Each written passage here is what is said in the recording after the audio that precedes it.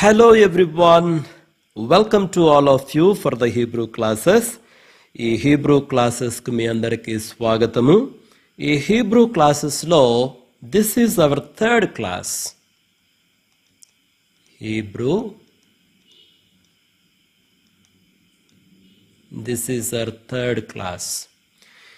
నేను లాస్ట్ క్లాస్లో చెప్పినట్టు ఈ క్లాస్లో మనము హీబ్రూ లెటర్స్ను నేర్చుకోబోతున్నాం. అయితే I'm not going to teach you all the letters. అంటే ఈ క్లాస్లోనే అన్ని లెటర్స్ నేను చెప్పను, because I don't want to confuse you. అన్ని లెటర్స్ ఇదే క్లాస్లో నేర్చుకోవాలంటే మీరు కన్ఫ్యూజ్ అయిపోతారు. అందుకని ఒక 2 లెటర్స్ను మాత్రము మనము ఈ క్లాసులో నేర్చుకుంటాం. ఆ 2 లెటర్స్ని ఎలా వ్రాయాలి, ఎలా పలకాలి, ఎలా ఉపయోగించాలి అన్నటువంటిది మనం ఈ క్లాస్లో నేర్చుకోబోతున్నాం. ఆ 2 లెటర్స్ ఏంటంటే, మొదటిది వచ్చేసి ఆలెఫ్, ALEF. నేను బ్రాకెట్లో రాస్తున్నాను చూడండి, ఆలెఫ్, ఆలెఫ్. రెండో లెటర్ వచ్చేసి బెయిట్, BEIT, బెయిట్. మనం చదివేటప్పుడు బెయిట్ అని చదవాలి, రైట్? ఈ 2 లెటర్స్ని మనము నేర్చుకోబోతున్నాం.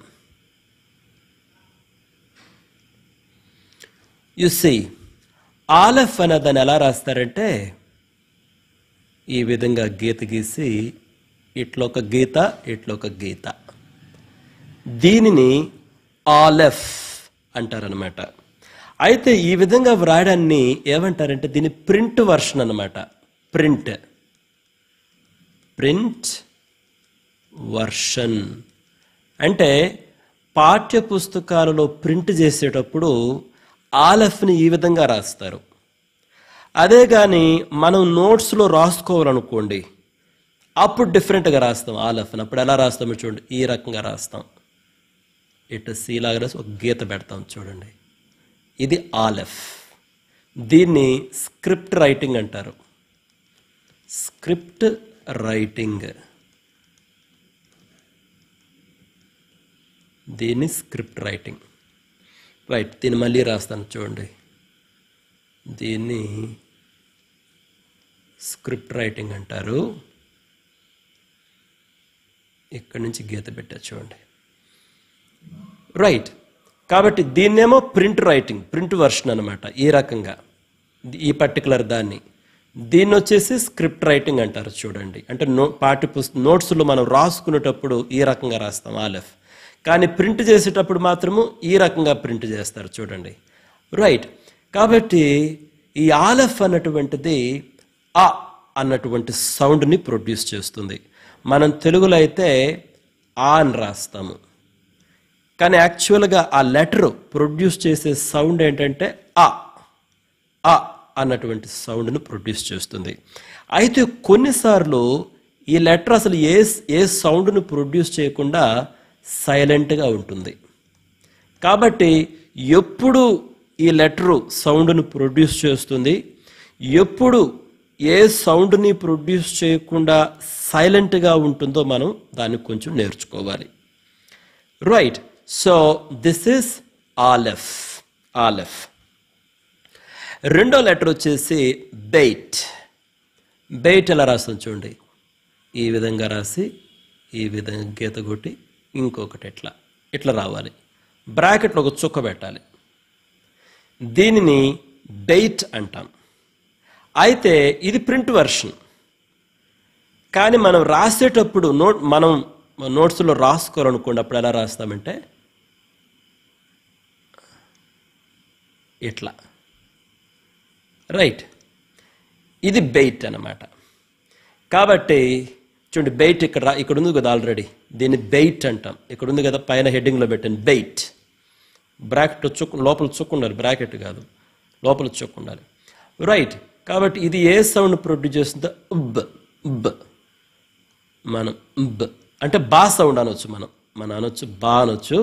బా సౌండ్ని ఆ రకమైన సౌండ్ని ఈ బెయిట్ అన్నటువంటిది ప్రొడ్యూస్ చేస్తుంది. అయితే ఈ బెయిట్లో లోపల చుక్కను తీసేసామనుకోండి, మళ్ళీ రాస్తుందో చూడండి, లోపల చుక్క లేదు. అప్పుడు ఇక్కడ చూడండి, ఇక్కడ చుక్క పోయింది, దీంట్లో చుక్క ఉండాలి. రైట్, ఇప్పుడు ఈ బెయిట్లో లోపల చుక్కను తీసేసి రాస్తే అది వెయిట్ అవుతుందన్నమాట. దాన్ని మనం స్క్రిప్ట్ రైటింగ్లో ఇలా రాస్తాం. రైట్, అంటే లోపల ఆ చుక్కను తీసేసామన్నమాట. కాబట్టి ఇది ఏ సౌండ్ ప్రొడ్యూస్ చేస్తుంది? ఉవ్వ. మనం తెలుగులో చెప్పాలంటే వా ఉంది చూడండి, ఆ సౌండ్ ప్రొడ్యూస్ చేస్తుంది. రైట్, కాబట్టి చూడండి, ఈ బెయిట్లో బ్రాకెట్లు చుక్కుంటేనేమో అది బెయిట్ అవుతుంది, ఆ సౌండ్ని ప్రొడ్యూస్ చేస్తుంది. ఒకవేళ లోపల చుక్క లేకపోతే అది వెయిట్ అవుతుంది అన్నమాట. అది ఉవ్వ అన్నటువంటి సౌండ్ని ప్రొడ్యూస్ చేస్తుంది. అయితే ఈ బెయిట్ లేకపోతే ఈ వెయిట్, ఈ రెండింటిని ఒకే లెటర్గా భావించాలి. రెండు డిఫరెంట్ లెటర్స్గా మనం భావించకూడదు, రెండు డిఫరెంట్ లెటర్స్గా కౌంట్ చేయకూడదు. అది ఒక లెటరే. అయితే ఒక దాంట్లో చుక్క ఉంది, ఆ చుక్క తీసేస్తే అది వెయిట్ అవుతుంది అన్నమాట. రైట్, కాబట్టి చూడండి, ఒకటి వచ్చేసి ఆలెఫ్, ఇది ప్రింట్ వర్షను, ఇది ప్రింట్ వర్షన్ ఆలెఫ్లో, ఇది వచ్చేసి స్క్రిప్ట్ రైటింగ్లో ఆలెఫ్. ఇది ఆ సౌండ్ని ప్రొడ్యూస్ చేస్తుంది. సమ్టైమ్స్ ఇది సైలెంట్గా ఉంటుంది. మనం చెప్పాలంటే ఇంగ్లీష్లో ఇది ఏ సౌండ్ అనుకోవచ్చు, ఆ. రైట్, తర్వాత రెండో అక్షరం వచ్చేసి బేట్ అనమాట, ఇది బెయిట్. రైట్, ఈ బెయిట్ అన్నటువంటిది చూడండి, స్క్రిప్ట్ రైటింగ్ కూడా మీరు గమనించండి, స్క్రిప్ట్ రైటింగ్ కూడా మీరు గమనించాలి. ఆ సౌండ్ని అది ప్రొడ్యూస్ చేస్తుంది. దీన్ని మనం ఇంగ్లీష్లో బి అనొచ్చు చూడండి, అంటే కొంత మనకు అవగాహన రావటానికి. ఈ బెయిట్లో లోపల చుక్కను తీసేస్తే అది వెయిట్ అవుతుంది. రైట్, ఇది ప్రింట్ వర్షను, ఇది వచ్చేసి స్క్రిప్ట్ రైటింగ్ అనమాట. అంటే మనం నోట్స్లో మనం రాసేటప్పుడు ఇట్లా రాసుకుంటాము.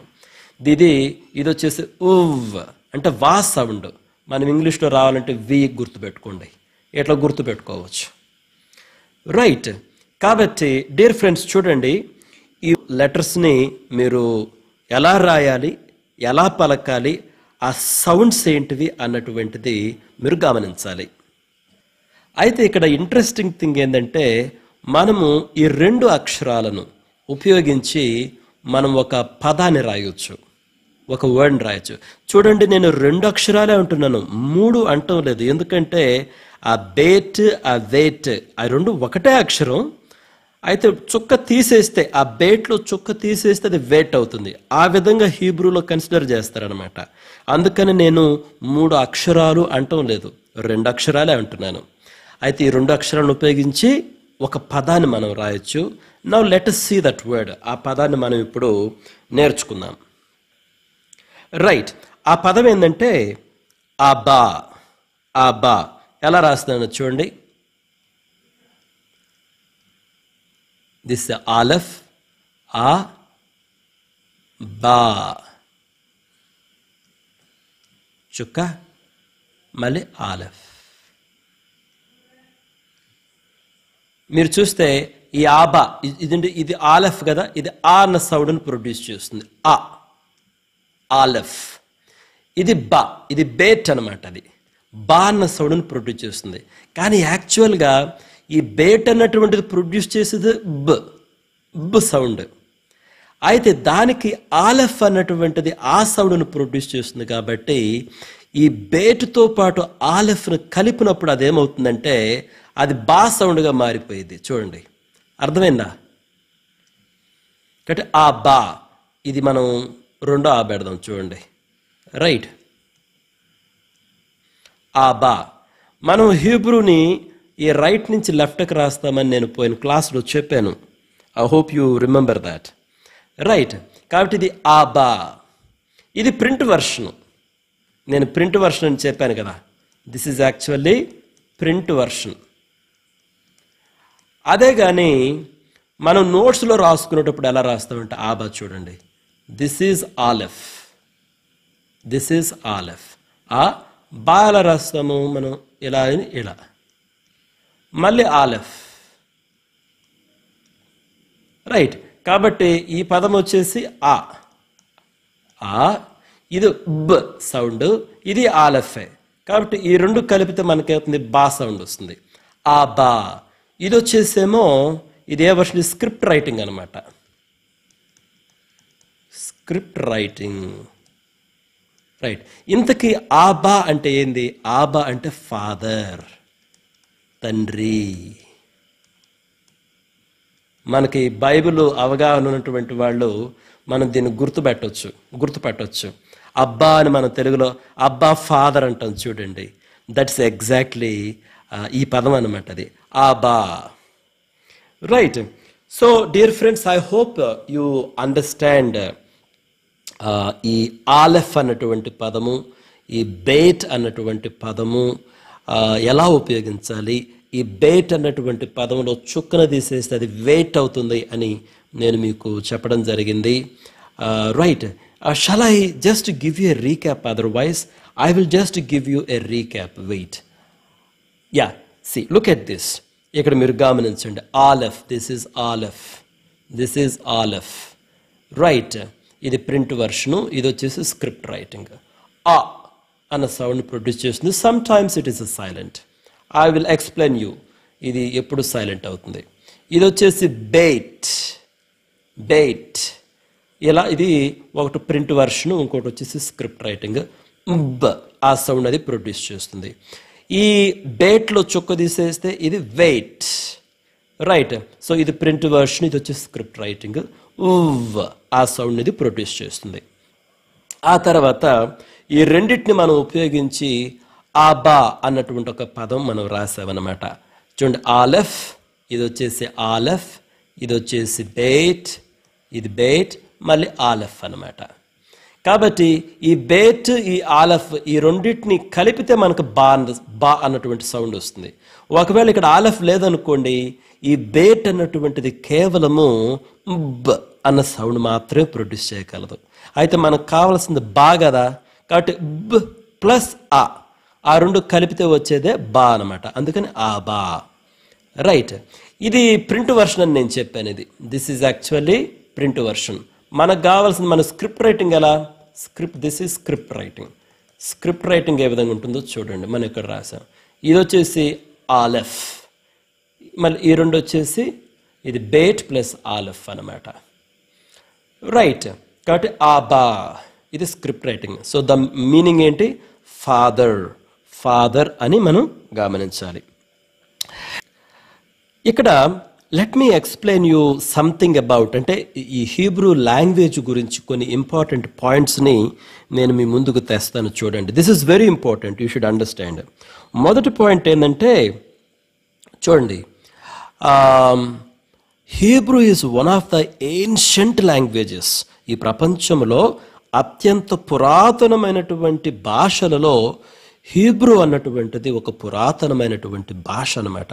ఈ భాష నేర్చుకోవడం వలన మనము అత్యంత పురాతనమైనటువంటి ప్రతులను మనం చదవగలము. వాటిని మనం బిబ్లికల్ మాన్యుస్క్రిప్ట్స్ అంటాం. వాటిని చదవగలిగేటువంటి అవకాశం ఉంటుందన్నమాట. కాబట్టి మొదటిది వచ్చేసి ఏన్షియంట్ లాంగ్వేజ్ అన్నటువంటిది గుర్తుపెట్టుకోండి. Ancient language, this is one thing you need to remember. ఇంకోటి ఏంటంటే హీబ్రూని ఎప్పుడు కూడా రైట్ టు లెఫ్ట్ రాస్తాం మనం.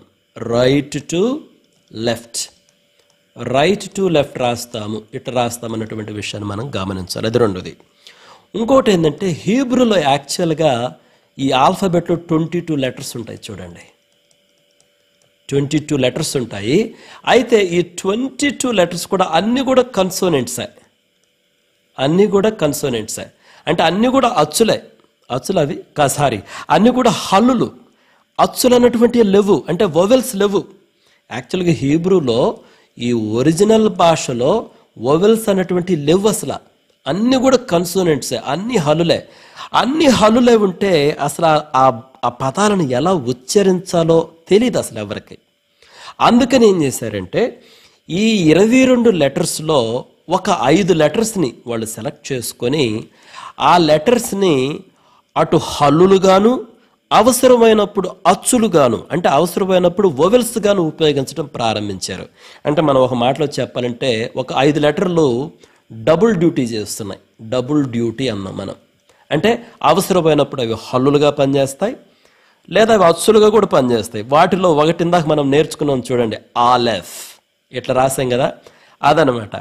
ఇది అందుకనే నేను చెప్పాను కదా, ఒక్కొక్కసారి ఇది ఆ సౌండ్ను ప్రొడ్యూస్ చేస్తుంది, ఇంకొకసారి సైలెంట్గా ఉంటుందని చెప్పాను కదా. So it is actually related to that అనమాట. కాబట్టి ఈ విషయాలు మీరు గమనించండి. హీబ్రూ ఆల్ఫాబెట్లో మొత్తము 22 లెటర్స్ ఉన్నాయి. అన్నీ కూడా కన్సోనెంట్సే, అన్నీ కూడా హలులే. అసలు ఆ వొవెల్స్ అన్నటువంటివి లేవు, అచ్చులు లేవు. అందుకని ఈ పలకడం అన్నటువంటిది కష్టం కాబట్టి వాళ్ళు ఏం చేస్తారంటే ఒక 5 లెటర్స్ని, అంటే ఈ కన్సోనెంట్స్లోనే ఈ హల్లుల్లోనే ఒక 5 లెటర్స్ తీసుకొని వాటిని అచ్చులుగా అంటే వొవెల్స్గా ఉపయోగించడం ప్రారంభించారనమాట. రైట్. అందుకనే ఒక 5 కన్సోనెంట్స్ అంటే హల్లులు మాత్రమే డబుల్ డ్యూటీ చేస్తాయి. అంటే కొన్నిసార్లు అవి హల్లులుగా ఉంటాయి, కొన్నిసార్లు వచ్చేసి అచ్చులుగా ఉంటాయి అన్నమాట. అయితే ఇంకొక విషయం ఏంటంటే ఇక్కడ ఈ 5 లెటర్స్ని అచ్చులుగా ఉపయోగించడం ప్రారంభించినప్పటికీ ఇంకా మోర్ వైబ్రెంట్ లాంగ్వేజ్ని డెవలప్ చేయడం కోసం తర్వాత వాళ్ళు ఒక సిస్టాన్ని డెవలప్ చేశారు. దాన్నే నిఖూద్ అంటాం చూడండి. నిఖూద్ సిస్టంలో చాలా వొవెల్స్ని డెవలప్ చేశారు. ఆ వొవెల్స్ను కూడా మనం నేర్చుకుంటాం. అవి ఎలా ఉంటాయంటే అన్ని చిన్న చిన్న గీతలు చుక్కలు ఉంటాయి అన్నమాట. ఉదాహరణకు నేను మీకు చెప్తాను చూడండి. మనకు తెలుగులో మా అన్నటువంటి ఒక పదం ఉంది కదా, ఒక అక్షరం. ఈ మా అన్నటువంటి ఈ యొక్క సౌండ్ను ప్రొడ్యూస్ చేయడానికి హీబ్రూ అక్షరం ఈ విధంగా ఉంటుంది చూడండి. దిస్ ఈస్ అన్నటువంటి ఆ సౌండ్ని ఇది ప్రొడ్యూస్ చేస్తానమాట. అయితే దీనికి ఉదాహరణకి ఈ అన్నటువంటి ఈ అక్షరానికి కింద ఒక చుక్క పెట్టామనుకోండి, కింద ఒక చుక్క పెట్టాను అనుకోండి. ఇట్లా కింద ఒక చుక్క పెడితే అప్పుడు అదేమైందంటే మీ అయింది, మీ. అదే కానీ ఇదే అక్షరానికి నేను ఈ అన్నటువంటి దానికి ఇట్లా పెట్టాను అనుకోండి, కింద దీన్ని కామెట్స్ అంటారు చూడండి, ఇదేమవుతుంది మా అయింది. అదే కానీ ఇదే అక్షరానికి నేను కింద 2 చుక్కలు పెట్టాను అనుకోండి, అప్పుడేమైందంటే అది మే అయింది. అర్థమైందా? కాబట్టి ఈ చుక్కల సిస్టాన్ని, ఈ చుక్కలు, ఈ గీతలు, ఈ సిస్టాన్ని ఏమంటారంటే నిఖూద్ అంటారు చూడండి. నిఖూద్. ఈ సిస్టానికి కూడా నేనేం చేస్తానంటే ఈ లెటర్స్ చెప్పేటప్పుడు అక్కడక్కడ నేను మీకు ఇంట్రొడ్యూస్ చేస్తాను. రైట్. కాబట్టి it takes a bit of time to understand and to become familiar with these letters, these sounds. ఈ వొవెల్ సిస్టమ్ తోటి, ఓకే, కన్సోనెంట్స్ తోటి కొంచెం మనం ఫెమిలియారిటీ పెంచుకోవడానికి you see it will take a bit of time. We must be a bit patient. Okay, so that's all dear friends. ఈ క్లాస్లో మనము 3 letters మనం నేర్చుకున్నాము చూడండి. ఈ 3 లెటర్స్ ఆలెఫ్, బేట్, వెయిట్. ఇది ప్రింట్ వర్షను, ఇది వచ్చేసేమో script writing. Aleph, bet and vet. ఈ లెటర్స్ మీరు బాగా ప్రాక్టీస్ చేయండి. తర్వాత క్లాసులో మనం ఇంకొక 2 పదాలను నేర్చుకుందాం. Till then enjoy your Hebrew. Take care. Bye. God bless you.